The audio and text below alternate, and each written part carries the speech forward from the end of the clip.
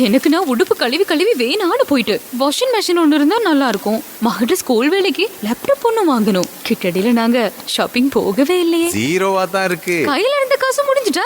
இல்ல peoples credit கார்டுல வாங்கினா வட்டி இல்ல. தற்போது பீப்பிள்ஸ் பேங்க் கிரெடிட் கார்டு மூலம் நீங்கள் விரும்பிய பொருட்களை கொள்வதவு செய்து 3 வருட காலம் வரை வட்டியின்றி மீளச் செலுத்துங்கள். இச்சலுகை தெரிவு செய்யப்பட்ட விற்பனை நிலையங்களில் டிசம்பர் 31 வரை மட்டுமே. மேலதிக தகவல்களுக்கு www.peoplesbank.lk இணையத்தை நாடுங்கள்.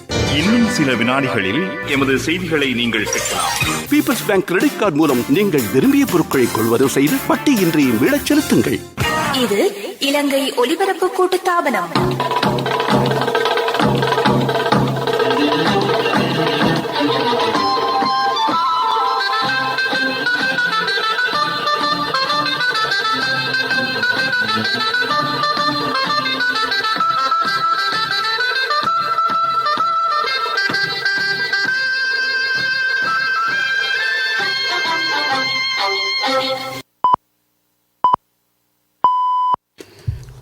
நேரம் 6 மணி.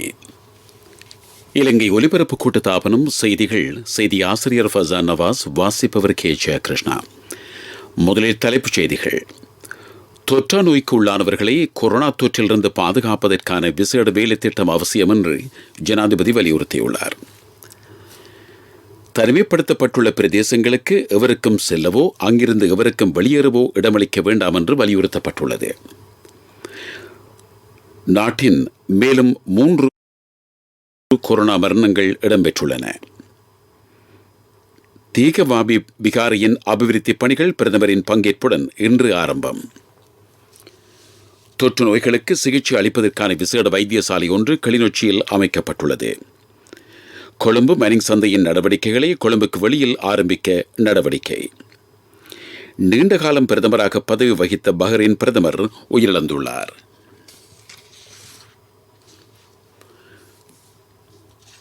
தொற்றா நோயினால் பாதிக்கப்பட்டவர்களை கொரோனா வைரஸ் தொற்றிலிருந்து பாதுகாப்பது பற்றி விசேட கவனம் செலுத்தப்பட வேண்டும் என்று ஜனாதிபதி கோட்டாபய ராஜபக்ஷ வலியுறுத்தியுள்ளார். இலங்கை உட்பட ஏனைய நாடுகளில் இடம்பெற்ற 90% கொரோனா மரணங்கள் தொற்றா நோய்களுடன் தொடர்புபட்டவையாகும். மாரடைப்பு, சிறுநீரக நோய், நீரிழிவு, தொற்று நோய் என்பனவற்றினால் பாதிக்கப்பட்டுள்ள நோயாளர்களுக்கு துரிதமாக கொரோனா தொற்று ஏற்படுகிறது. பெரும்பாலானவர்கள் நோய்க்கான அடையாளமின்றி மரணமடைந்துள்ளார்கள். மரணத்தின் பின்னர் மேற்கொள்ளப்பட்ட PCR பரிசோதனைகளின் மூலம் அவர்களுக்கு கொரோனா தொற்று ஏற்பட்டிருந்தமை கண்டறியப்பட்டதாக ஜனாதிபதி கூறினார். கோவிட் வைரஸ் பரவலை தடுக்கும் செயலணியின் கூட்டத்தில் ஜனாதிபதி இதுபற்றி கருத்து வெளியிட்டார். கோவிட்-19 வைரஸ் பரவல், அதனை கட்டுப்படுத்தல், எதிர்காலத்தில் ஏற்படக்கூடிய வைரஸ் பரவல்கள், மக்களின் சுகாதார பாதுகாப்பு உள்ளிட்ட பல்வேறு விடயங்கள் பற்றி இதன்போது கவனம் செலுத்தப்பட்டது. பிராந்திய மருந்தகங்களை துரிதமாக செயற்பாட்டு ரீதியில் முன்னெடுத்துச் செல்வதன் அவசியத்தையும் ஜனாதிபதி வலியுறுத்தினார். தனிமைப்படுத்தப்பட்ட பிரதேசங்களுக்கு பொருட்களை எடுத்துச் செல்வோர் சரியான முறைகளை பின்பற்றுகிறார்களா என்பது பற்றி தொடர்ந்தும் கவனம் செலுத்துவது அவசியமாகும். இவ்வாறான பிரதேசங்களுக்குள் செல்லவோ அங்கிருந்து வெளியேறவோ எவருக்கும் அனுமதி வழங்க வேண்டாம் என்று ஜனாதிபதி இதன்போது வலியுறுத்தினார். மேல் மாகாணத்திலிருந்து ஏனைய இடங்களுக்கு மக்கள் செல்வதை தடுக்கவும் நடவடிக்கை எடுக்குமாறு ஜனாதிபதி கோட்டாபய ராஜபக்ஷ வலியுறுத்தினார். நாட்டில் மேலும் 3 கொரோனா மரணங்கள் பதிவு செய்யப்பட்டுள்ளன. பாணந்துறை பிரதேசத்தில் வசிக்கும் 80 வயதான நபர் போலீஸ் வைத்தியசாலையில் அனுமதிக்கப்பட்ட பின்னர் உயிரிழந்திருக்கின்றார். கொரோனா தொற்றினால் ஏற்பட்ட மாரடைப்பு காரணமாக இவர் உயிரிழந்ததாக மரண விசாரணை அறிக்கையின் மூலம் தெரிய வந்திருக்கிறது. கொழும்பு 11 வசிக்கும் 40 வயது நபர் ஒருவர் தேசிய வைத்தியசாலையில் அனுமதிக்கப்பட்ட பின்னர் உயிரிழந்திருக்கிறார். கொரோனா தொற்றினால் இவருக்கு மாரடைப்பு ஏற்பட்டமை தெரிய வந்துள்ளது. களனி பிரதேசத்தைச் சேர்ந்த 45 வயது நபர் ஒருவர் ஹம்பந்தோட்டை வைத்தியசாலையில் சிகிச்சை பெறும் வேளையில் மாரடைப்பினால் உயிரிழந்திருக்கிறார். இதன் மூலம் இலங்கையில் மொத்த கொரோனா மரணங்களின் எண்ணிக்கை 44 வரை அதிகரித்துள்ளது. இதேவேளை கொரோனா தொற்றுக்குள்ளான 14,715 பேரில் இதுவரை 10,181 பேர் குணமடைந்திருக்கிறார்கள். தற்சமயம் 4,490 பேர் வைத்தியசாலைகளில் தங்கி சிகிச்சை பெற்று வருகிறார்கள். நோய் தொற்றிலிருந்து குணமடைந்த 696 பேர் இன்று வீடு திரும்பியுள்ளார்கள். இதேவேளை சிறைச்சாலைகளில் இருந்து அடையாளம் காணப்பட்ட கோவிட் கொத்தணியின் எண்ணிக்கை 156 வரை அதிகரித்துள்ளது. இதே நேரம் கொழும்பு மக்களின் நலன் கருதி அடுத்த வாரம் நடமாடும் மருத்துவ சிகிச்சை சேவைகள் நடத்தப்பட உள்ளதாக கொழும்பு மாநகர சபையின் ஆணையாளர் ரோஷினி திசாநாயக்க தெரிவித்துள்ளார். கொரோனா நோய் தொற்றினால் பாதிக்கப்பட்டவர்களுக்கு சிகிச்சை அளிப்பதற்காக நிர்மாணிக்கப்பட்ட வைத்தியசாலை கிளிநொச்சி கிருஷ்ணபுரம் பிரதேசத்தில் இன்று மக்கள் பாவனைக்காக திறந்து வைக்கப்பட்டது. 200 கட்டில்களை உள்ளடக்கும் வகையில் இந்த வைத்தியசாலை அமைக்கப்பட்டுள்ளது. தொற்று நோய் தாக்கத்திற்கு உள்ளானவர்களை தனிமைப்படுத்தி வைத்து சிகிச்சை அளிக்கக்கூடிய வகையிலான அறைகளும் நவீன வசதிகளும் கூடிய வார்டு தொகுதிகளும் இதில் அடங்கும். இதற்கென 90 மில்லியன் ரூபாய் செலவிடப்பட்டிருக்கிறது. இந்த நிகழ்வில் சுகாதார அமைச்சின் செயற்திட்ட பணிப்பாளர் டாக்டர் ஜெயசுந்தர பண்டார, மாவட்ட அரசாங்க அதிபர் ரூபாவதி கேதீஸ்வரன் ஆகியோரும் கலந்து கொண்டார்கள். நீங்கள் கேட்டுக்கொண்டிருப்பது இலங்கை ஒலிபரப்பு கூட்டுத்தாபனத்தின் செய்திகள். பீப்பிள்ஸ் பேங்க் கிரெடிட் கார்டு மூலம் நீங்கள் விரும்பிய பொருட்களை கொள்வதோ செய்து வட்டியின்றி மீளச் செலுத்துங்கள்.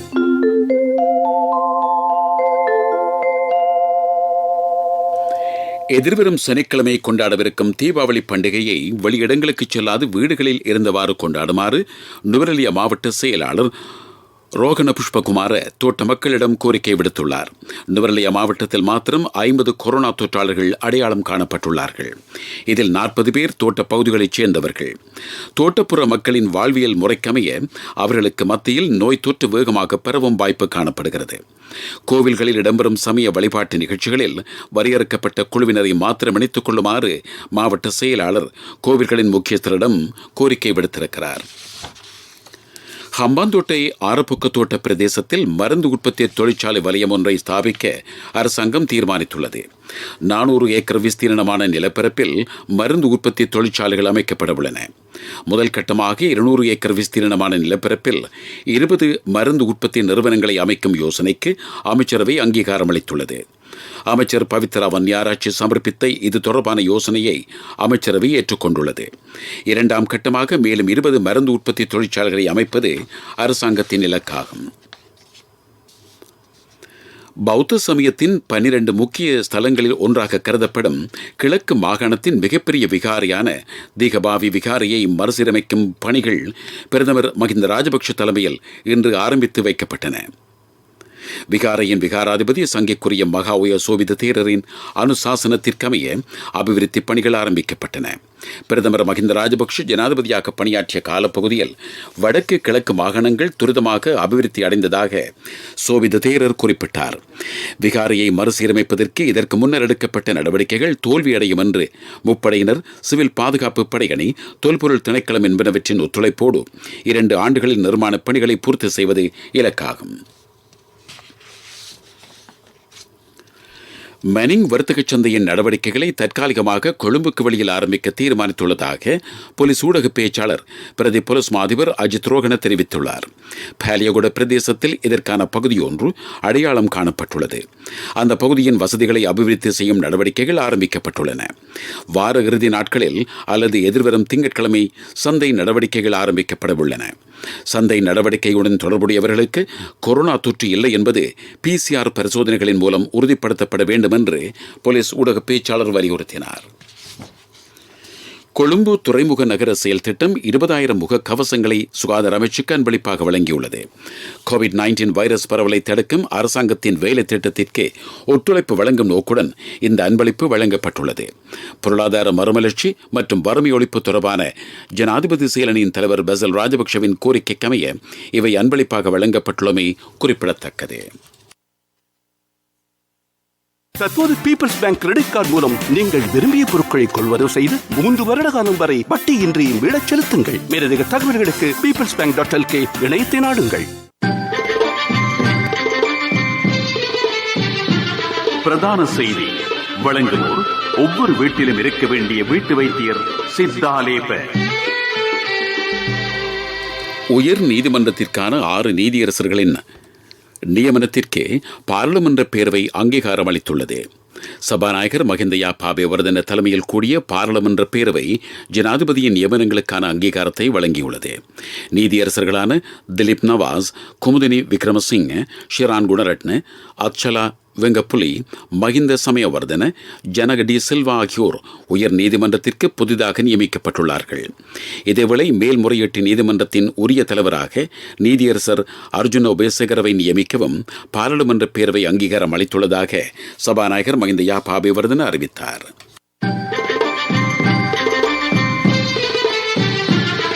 பிரதான செய்தி வழங்கியோர் ஒவ்வொரு வீட்டிலும் இருக்க வேண்டிய வீட்டு வைத்தியர் சித்தாலேபன். உங்கள் கவனத்திற்கு நாட்டில் தற்சமயம் நிலவும் மழையுடன் கூடிய காலநிலையினால் டெங்கு நுளம்புகள் உருவாகும் அபாயம் காணப்படுவதாக சுகாதாரத்துறையினர் எச்சரிக்கை விடுத்துள்ளார்கள். இதனால் அனைவரும் தம்மை பாதுகாக்க தேவையான நடவடிக்கைகளை எடுக்குமாறு அவர்கள் வலியுறுத்தியுள்ளார்கள். டெங்கு நுளம்புகள் உருவாவதை தடுப்பதற்காக சுற்றுச்சூழலை சுத்தமாக வைத்திருப்பது பற்றி கூடுதல் கவனம் செலுத்துவது அவசியமாகும். நீர் தேங்கி நிற்கும் இடங்களிலும் கரிசனை காட்டுமாறு சுகாதார பிரிவினர் அறிவுறுத்தல் வழங்கியிருக்கிறார்கள். உங்கள் கவனத்திற்கு உலகச் செய்திகள். ஹாங்காங்கைச் சேர்ந்த ஜனநாயக சார்பு சட்டமன்ற உறுப்பினர்கள் அனைவரும் பதவிகளை ராஜினாமா செய்துள்ளார்கள். ஜனநாயக சார்பு அணியைச் சேர்ந்த 4 உறுப்பினர்களை சீனா தகுதி நீக்கம் செய்ததை அடுத்து இவர்கள் அனைவரும் தமது பதவிகளை ராஜினாமா செய்திருக்கிறார்கள். சீனாவின் நடவடிக்கைகளுக்கு எதிர்ப்பு தெரிவிக்கும் வகையில் அவர்கள் இந்த தீர்மானத்தை எடுத்துள்ளார்கள். தேசிய பாதுகாப்புக்கு அச்சுறுத்தலாக செயல்படுவதாக கூறி 4 சட்டமன்ற உறுப்பினர்களை சீன அரசாங்கம் அரசியல் தகுதி நீக்கம் செய்துள்ளமை குறிப்பிடத்தக்கது. பஹ்ரைன் பிரதமர் கலீபா பின் சல்மா இன்று காலமானார். இறக்கும்போது அவருக்கு 84 வயது. அரபு ஊடகங்கள் செய்தி வெளியிட்டுள்ளன. உலகில் நீண்ட காலமாக பிரதமர் பதவியை வகித்தவர்களில் இவரும் ஒருவராவார். பஹ்ரைன் 1971 ஆண்டு சுதந்திரம் அடைந்தாலும் அவர் 1970 ஆண்டு தொடக்கம் பிரதமராக பணியாற்றி வருகின்றமை குறிப்பிடத்தக்கது. அபிவிருத்தி செய்திகளுக்கு அனுசரணை. அக்கா, பூ கொஞ்சம் பிச்சுக்கவா? சரி பிச்சுக்கோ. மரம் இங்க இருந்தாலும் பூ யாருக்கும் சொந்தம் இல்ல. எப்பவும் மத்தவங்கள பத்தி நினைக்கிறது நம்ம குணம். நாங்க மஞ்சு சூப்பர் கிரீம் ட்ரக்க வாங்குறதும் எங்களுக்காக மட்டும் இல்ல. நாட்டில் எதிர்வரும் 5 ஆண்டுகளில் 15 கைத்தொழில் பேட்டைகள் ஆரம்பிக்கப்பட உள்ளதாக கைத்தொழில் அமைச்சர் விமல் வீரவன்ச தெரிவித்துள்ளார். எதிர்வரும் வரவு செலவு திட்டத்தின் மூலம் ஒதுக்கப்படும் நிதியை பயன்படுத்தி பொலனறுவை வெளிக்கந்த பிரதேசத்தில் பெறுமதி சேர்க்கப்பட்ட பொருட்களை உற்பத்தி செய்யும் கைத்தொழில் பேட்டை ஒன்று ஸ்தாபிக்கப்படும் என்று அமைச்சர் கூறினார். பொலனறுவை மாவட்ட செயலகத்தில் இன்று இடம்பெற்ற மாவட்ட உள்நாட்டு உற்பத்தி கைத்தொழில் துறையை மேம்படுத்தும் அபிவிருத்தி குழு கூட்டத்தில் அமைச்சர் உரையாற்றினார். இதன் மூலம் அதிகளவிலானோருக்கு புதிய தொழில் வாய்ப்புகள் கிடைக்கும் என்றும் அமைச்சர் விமல் வீரவன்ச கூறினார். வீட்டுல மேலதிகமா ஒரு அறைய கட்டுறது வீட்டாக்களுக்கு மட்டும் இல்ல. வாகனம் வாங்குறப்போ நிறைய பேர் போகக்கூடிய ஒரு வாகனம் வாங்குங்கன்னு அப்பா சொல்லுவாரு. காலமா சாப்பாடு கட்டும் போது அம்மா எப்பவுமே கொஞ்சம் அதிகமா கட்டுவாங்க. ஃப்ரெண்ட்ஸ் கூட ஷேர் பண்ண. எப்பவும் மத்தவங்கள பத்தி நினைக்கிறது நம்ம குணம். நாங்க மஞ்சு சூப்பர் கிரீம் ட்ரக்க வாங்குறதும் எங்களுக்காக மட்டும் இல்ல. விளையாட்டுச் செய்திகள். பாகிஸ்தான் கிரிக்கெட் அணியின் நியூசிலாந்து சுற்றுத் தொடருக்கான விவரம் அறிவிக்கப்பட்டுள்ளது. பாகிஸ்தான் டெஸ்ட் கிரிக்கெட் அணியின் இடைநிலை துடுப்பாட்ட வீரரான ஆசாத் ஷஃபீக் நியூசிலாந்துடனான கிரிக்கெட் போட்டியில் பங்கேற்கும் வாய்ப்பை இழந்துள்ளார். நியூசிலாந்து கிரிக்கெட் அணியுடனான சுற்றுத் தொடரில் பங்கேற்கும் 35 வீரர்கள் அடங்கிய குழாமை பாகிஸ்தான் கிரிக்கெட் சபை அறிவித்துள்ளது. பாகிஸ்தான் அணியுடன் இடம்பெறவுள்ள டெஸ்ட் T20 போட்டிகளில் பங்கேற்கும் பாகிஸ்தான் அணிக்கு பாபர் அசாம் தலைமை தாங்க உள்ளார். 2 அணிகளும் 3 T20 போட்டிகளில் 2 டெஸ்ட் போட்டிகளிலும் பங்கேற்க உள்ளன. எதிர்வரும் டிசம்பர் மாதம் தொடக்கம் ஜனவரி மாதம் வரை பாகிஸ்தான் நியூசிலாந்து அணிகளுக்கு இடையிலான கிரிக்கெட் சுற்றுத்தொடர் இடம்பெறவுள்ளமை குறிப்பிடத்தக்கது. 24 மணித்தியாலத்துல யாராலையும் ஒரு வீட்டை கட்ட முடியாது. ஆனா 24 மணித்தியாலத்துல வீட்டு கடன் ஒண்ணு வழங்க NSBயால மட்டும்தான் முடியும். இன்னைக்கே NSBக்கு போங்க. வினைத்திறனான சேவையுடன் தேர்ந்தெடுக்கப்பட்ட கிளைகளின் ஊடாக 24 மணித்தியாலத்தில் கடன் தொகையினை பெற்றுக் கொள்ளுங்கள். NSB கேதொர உங்கள் சொந்த இல்லத்தின் கனவை நனவாக்கிடும். வர்த்தக செய்தி அனுசரணை. தேசிய சேமிப்பு வங்கி உங்கள் பணத்திற்கு பாதுகாப்பான இடம். டயலாக் ஆசியாட்டா நிறுவனம் 5G வசதிகளை கொண்ட ரோமிங் சேவையை அறிமுகம் செய்துள்ளது. வெளிநாடு செல்லும் டயலாக் வாடிக்கையாளர்களுக்கு இந்த வசதியை பெற்றுக்கொள்வதற்கான வாய்ப்பு கிடைத்துள்ளது. டயலாக் வாடிக்கையாளர்களுக்கு 5G ரோமிங் தொழில்நுட்பத்தின் மூலம் ஒரு செகண்டுக்கு 1 கிகாபைட் வேகத்தில் தரவுகளை தரவிறக்கம் செய்து கொள்ள முடியும். வர்த்தக செய்தி அனுசரணை. தேசிய சேமிப்பு வங்கி உங்கள் பணத்திற்கு பாதுகாப்பான இடம். 24 மணித்தியாலத்துல யாராலையும் ஒரு வீட்டை கட்ட முடியாது. ஆனா 24 மணித்தியாலத்துல வீட்டு கடன் ஒண்ணு வழங்க என்எஸ்பியால மட்டும்தான் முடியும். இன்னைக்கே என்எஸ்பிக்கு போங்க. வினைத்திறனான சேவையுடன் தேர்ந்தெடுக்கப்பட்ட கிளைகளின் ஊடாக 24 மணித்தியாலத்தில் கடன் தொகையினை பெற்றுக் கொள்ளுங்கள். என்எஸ்பி கேதொர உங்கள் சொந்த இல்லத்தின் கனவை நனவாக்கிடும். பொருளாதார செய்திகள் அனுசரணை. அண்ணா 31க்கு நீங்க மகளுக்கு தங்கம் வாங்குவீங்கன்னு நான் எதிர்பார்க்க இல்ல. எந்த தங்கத்துக்கு தங்கம் கொடுக்க முடிஞ்சது எந்த எல்ஓஎல்சி கிரெடிட் கார்டு இருந்ததால. எல்ஓஎல்சி ஃபைனான்ஸ் கடன் அட்டை உங்களை மேலும் உயர்த்திட. இலங்கையில் உற்பத்தி செய்யப்படும் பிளாக் டீ என்று அழைக்கப்படும் கருப்பு நிற தேயிலையை 12 நாடுகளில் ஊக்குவிக்கும் வேலை திட்டம் விரைவில் ஆரம்பிக்கப்படவிருக்கிறது. சிங்கத்தின் படம் பொறிக்கப்பட்ட குறியீட்டு அடையாளத்துடன் இந்த ஊக்குவிப்பு வேலை திட்டம் முன்னெடுக்கப்படும் என்று இலங்கை தேயிலை சபையின் தலைவர் ஜெயம்பதி முல்லிகுட தெரிவித்துள்ளார்.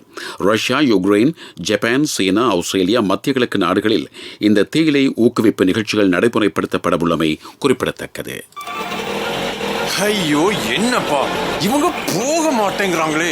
ஏய் அந்த ராஜா அண்ணே. தம்பி என்ன அவசரமா? இல்ல அண்ணே, இப்ப காசு தான் அவசரம்.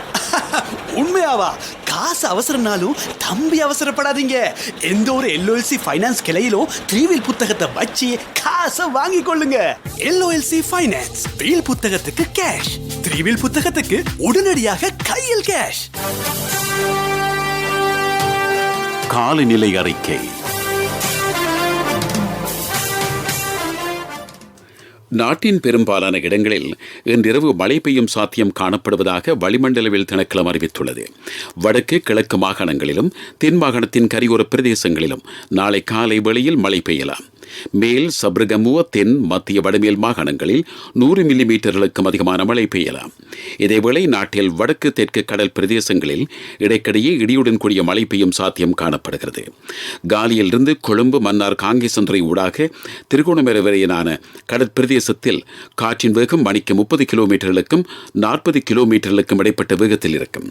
காற்றின் வேகம் இடைக்கிடையே மணிக்கு 50 கிலோமீட்டர்கள் வரை அதிகரிக்கலாம் என்று திணைக்களம் வெளியிட்டுள்ள அறிக்கையில் குறிப்பிடப்பட்டுள்ளது. மீண்டும் தலைப்புச் செய்திகள். தொற்றா நோய்க்கு உள்ளானவர்களை கொரோனா தொற்றிலிருந்து பாதுகாப்பதற்கான விசேட வேலை திட்டம் அவசியம் என்று ஜனாதிபதி வலியுறுத்தியுள்ளார். தனிமைப்படுத்தப்பட்டுள்ள பிரதேசங்களுக்கு எவருக்கும் செல்லவோ அங்கிருந்து எவருக்கும் வெளியேறவோ இடமளிக்க வேண்டாம் என்று வலியுறுத்தப்பட்டுள்ளது. நாட்டில் மேலும் 3 கொரோனா மரணங்கள் இடம்பெற்றுள்ளன. தீகவாவி விகாரியின் அபிவிருத்தி பணிகள் பிரதமரின் பங்கேற்புடன் இன்று ஆரம்பம். தொற்று நோய்களுக்கு சிகிச்சை அளிப்பதற்கான விசேட வைத்தியசாலை ஒன்று கிளிநொச்சியில் அமைக்கப்பட்டுள்ளது. கொழும்பு மனிங் சந்தையின் நடவடிக்கைகளை கொழும்புக்கு வெளியில் ஆரம்பிக்க நடவடிக்கை. நீண்டகாலம் பிரதமராக பதவி வகித்த பஹ்ரைன் பிரதமர் உயிரிழந்திருக்கிறார். இத்துடன் செய்திகள் முடிவடைந்தன. எமது அடுத்த பிரதான செய்தி அறிக்கை இன்றிரவு 9 மணிக்கு இடம்பெறும்.